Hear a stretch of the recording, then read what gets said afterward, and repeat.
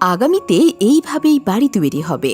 অনেক দেশে ইতোমধ্যে এই ধরনের বাসা নির্মাণের কাজ শুরু হয়েছে। একটি যন্ত্র কিভাবে বাসা তৈরি করছে, প্রথমেই বলে রাখি, এই পদ্ধতিকে বলা হয় 3D প্রিন্টিং।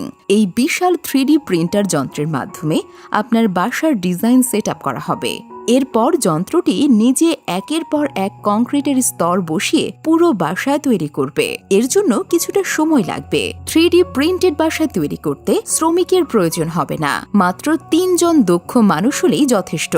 একজন 3D প্রিন্টার নিয়ন্ত্রণ করে, একজন বাড়ি তৈরির কংক্রিট আর যাবতীয় উপকরণ মেশানোর যন্ত্রের দেখভাল করে, আরেকজন শুধু বাসাটা ঠিকঠাকভাবে তৈরি করা হচ্ছে কিনা সেটা তদারকি করে। 3D প্রিন্টার দিয়ে ভবন তৈরি দিন দিন বাড়ছে। এই পদ্ধতিতে ভবন নির্মাণের কারিগররা বলছেন, প্রচলিত বিল্ডিং তৈরির সময়ের তুলনায় 3 গুণ বেশি দ্রুত কাজ করা যায়। 3D প্রিন্টার দিয়ে ভবন তৈরির প্রক্রিয়া শুধু দ্রুত গতিই নয়, এর ফলে উপাদান ও কর্মী কম লাগে। এছাড়াও প্রচলিত নির্মাণ সাইটের চেয়ে এই প্রক্রিয়ায় নির্মাণ সাইট বেশি পরিষ্কার থাকে। কারিগরদের দলে একজন সাইট ম্যানেজার থাকেন, যার কাজ কংক্রিট মিক্সার পরীক্ষা করে দেখা।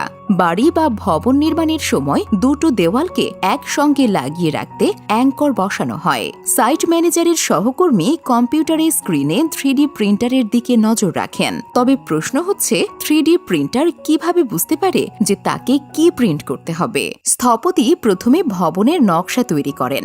নকশা তৈরি শেষে তিনি ভবন নির্মাণের কারিগরদের একটি স্টেপ ফাইল দেন। স্টেপ ফাইল হচ্ছে 3D মডেলিং এ ব্যবহৃত একটি ফরম্যাট। তারা ওই স্টেপ ফাইলকে স্লাইডার দিয়ে স্লাইড করেন। এরপর সেটা কনভার্ট করে 3D প্রিন্টিং এর প্রোগ্রামিং ভাষা ডিকোডে পরিণত করে প্রিন্টারে পাঠিয়ে দেন। এরপর প্রিন্ট শুরু করেন। 3D প্রিন্টার দিয়ে বানানো এখন পর্যন্ত সবচেয়ে উঁচু ভবনের নকশা করেন স্থপতি ইয়াং ফোরিকম্যান। ইস্পাতের গার্ডার ব্যবহারের কারণে তার কাজটি সম্ভব হয়েছে, যা 3D প্রিন্টার দিয়ে নির্মাণ কাজে একটি নতুন সংযোজন।